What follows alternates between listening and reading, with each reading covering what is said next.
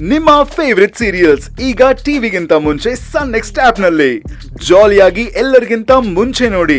ಈಗಲೇ ಸನ್ next app download ಮಾಡಿ ಮತ್ತು ಸಬ್ಸ್ಕ್ರೈಬ್ ಮಾಡ್ಕೊಳ್ಳಿ.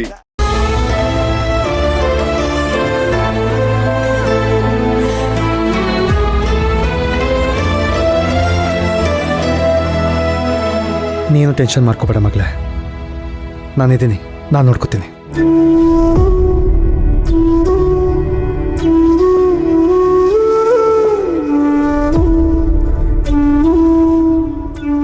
ಕುಡಿ ಪುಟ್ಟ, ಜ್ಯೂಸ್ ಕುಡಿ.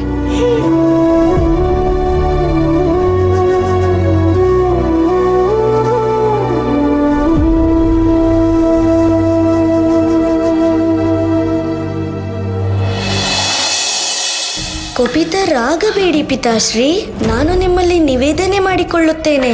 ನಿಮಗೆ ಭಗವಂತ ವಿಷ್ಣುವಿನ ಮೇಲಿರುವ ನಿಮ್ಮ ಶತ್ರುತ್ವವನ್ನು ತ್ಯಜಿಸಿ ಬಿಡಿ, ಹಾಗೆ ಅವರಲ್ಲಿ ಶರಣಾಗಿರಿ.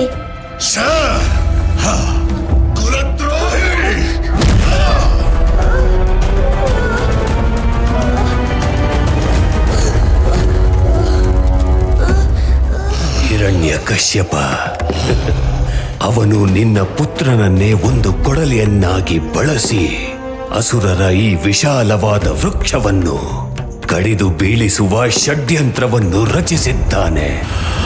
ಆ ವಿಷ್ಣು ತನ್ನ ಷಡ್ಯಂತ್ರದಲ್ಲಿ ಸಫಲನಾಗುವ ಮುನ್ನ ನಾನು ಪ್ರಹ್ಲಾದನಿಗೆ ಮೃತ್ಯುದಂಡನೆ ನೀಡುತ್ತೇನೆ.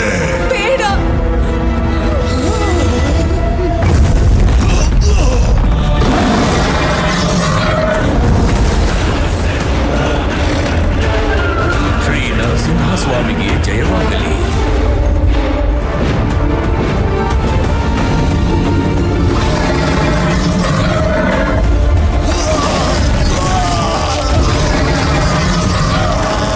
ಅಯ್ಯಯ್ಯಪ್ಪ, ಮಗನೇ ತಂದೆ ಸಾವಿ ಕಾರಣ ಆಗೋದ್ನ?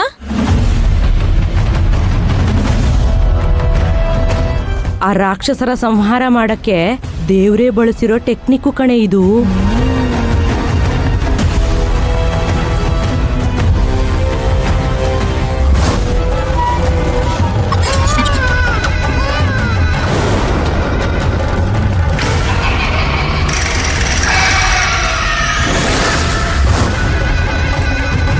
ನೋಡೆ,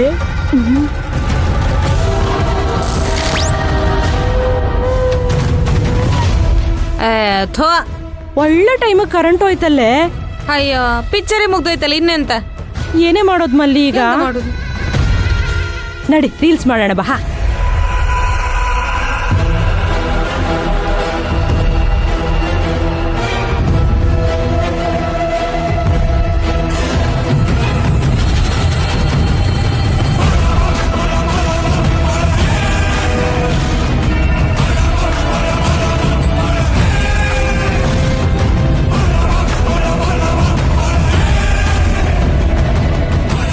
ಆದಿಗುರುನ ಮುಗ್ಸಕ್ಕೆ ಆ ಶಾಂಭವಿ ದೇವಿ ಮಾಡ್ತಾ ಇರೋ ಪ್ಲಾನ್ ಆಯ್ತು. ಅಭಿರಾಮಿ ಹೊಟ್ಟೆಲಿರೋ ಮಗುವಿಂದಾನೇ ಆದಿಗುರು ಮರಣ ಅಂತ ಸೂಚನೆ ಕೊಡ್ತಾ ಇದೆಯಾ? ಅವತ್ತು ವಿಷನ್ನಲ್ಲಿ ಮಗು ಅಳೋ ಶಬ್ದ ಕೇಳಿಸ್ತು. ಅದು ಇದರ ಸೂಚನೆನಾ? ನೋಡೋಣ. ಇವಾಗಲೇ ಯಾವುದೂ ನಿರ್ಧಾರ ತಗೊಳಕ್ಕಾಗಲ್ಲ. ಇದ್ರ ಸಂಬಂಧಪಟ್ಟಂಗೆ ಮುಂದೆ ಏನಾದರೂ ಸೂಚನೆ ಬರುತ್ತಾ ಅಂತ ನೋಡಿ ಡಿಸೈಡ್ ಮಾಡ್ಬೋದು.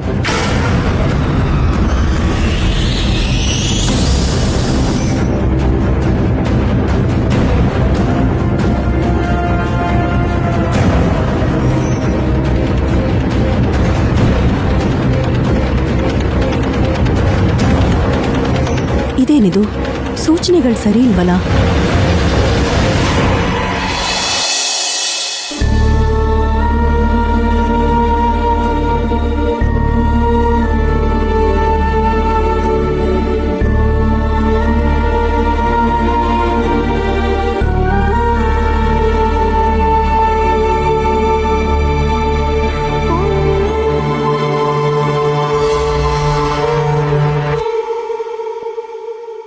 ಮೇಡಮ್,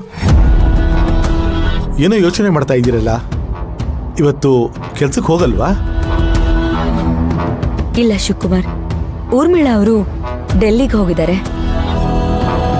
ವಾಪಸ್ ಬರೋವರೆಗೂ ಕೆಲ್ಸಕ್ಕೆ ಬರೋದು ಬೇಡ ಅಂತ ಅವರೇ ಹೇಳ್ಬಿಟ್ಟು ಕಳ್ಸಿದ್ದಾರೆ. ಒಳ್ಳೇದಾಯ್ತು ಮೇಡಮ್. ಈ ಟೈಮಲ್ಲಿ ನಾವು ಕೋರ್ಟ್ ಕೆಲಸ ಮುಗಿಸ್ಕೊಳ್ಳೋದು ಒಳ್ಳೇದು ಅಂತ ಅನ್ಸುತ್ತೆ. ಹೌದು ಶಿವಕುಮಾರ್, ಅದ್ರ ಕಡೆ ಗಮನ ಹರ್ಸಕ್ಕೆ ಆಗ್ಲಿಲ್ಲ. ಈಗ್ಲಾದ್ರೂ ಅದ್ರ ಕಡೆ ಗಮನ ಹರಿಸ್ಬೇಕು. ಅದನ್ನ ವಿಚಾರಿಸಿ. ಶಿವಗಾಮಿ, ನಾವು ಹೋಗಿ ಬರ್ತೀವಿ.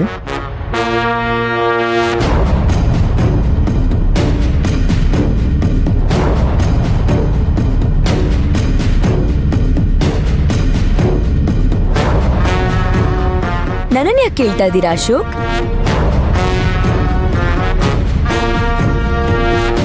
ನನ್ ಪರ್ಮಿಷನ್ ತಗೊಂಡು ನೀವಿಬ್ರು ಹೋಗ್ಬೇಕು ಅಂತ ನಿರ್ಧಾರ ಮಾಡಿಲ್ವಲ್ಲ?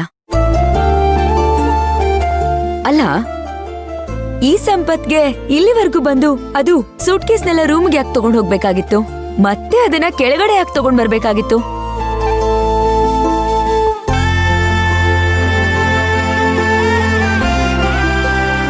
ಅದು ಇದರಲ್ಲಿದ್ದ ಹಳೆ ಬಟ್ಟೆ ಎಲ್ಲ ಎತ್ತಿಟ್ಟು ಹೊಸ ಬಟ್ಟೆ ಇಟ್ಕೊಂಡು ಹೋಗ್ತಾ ಇದೀವಿ ಅಷ್ಟೇ.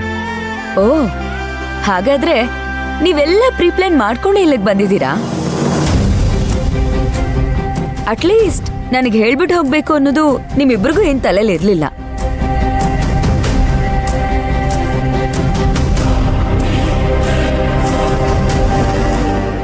ಶಿವಗಾಮಿ, ನಾನು ಅವಾಗಲೇ ಹೇಳಿದ್ನಲ್ಲ, ಮತ್ತೆ ಅದನ್ನೇ ಕೇಳ್ತಿದ್ಯಲ್ಲ.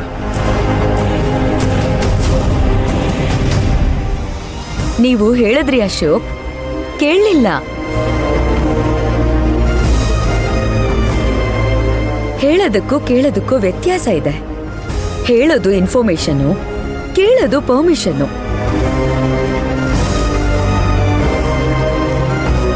ನೋಡಿ, ನಾನೇನಿಲ್ಲಿ ಯಾವ ಈಗೋಯಿಂದನೂ ಮಾತಾಡ್ತಾ ಇಲ್ಲ.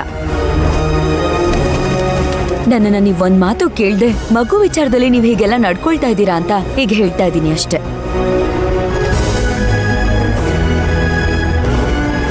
ನೀವಿಬ್ರು ಸೇರ್ಕೊಂಡು ನನ್ನ ವಿಲನ್ ಮಾಡ್ತಾ ಇದ್ದೀರಾ ಅಷ್ಟೇ. ಏನೋ ಆ ಮಗು ಖುಷಿಯಾಗಿರ್ಬೇಕು, ಇಷ್ಟಪಡ್ತಿದ್ದಾಳೆ, ನಾನದನ್ನ ಹಾಳು ಮಾಡೋದಕ್ ನೋಡ್ತಾ ಇದ್ದೀನಿ ಅನ್ನೋ ತರ ಇದೆ ನಿಮ್ ಸ್ವಭಾವ.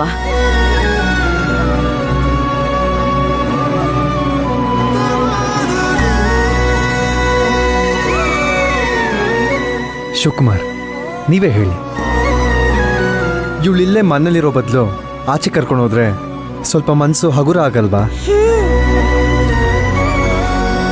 ಇವಳು ಖುಷಿಯಾಗಿದ್ದಷ್ಟು ಬೇಗ ವಾಸಿ ಆಗ್ತಾಳೆ ಅಲ್ವಾ?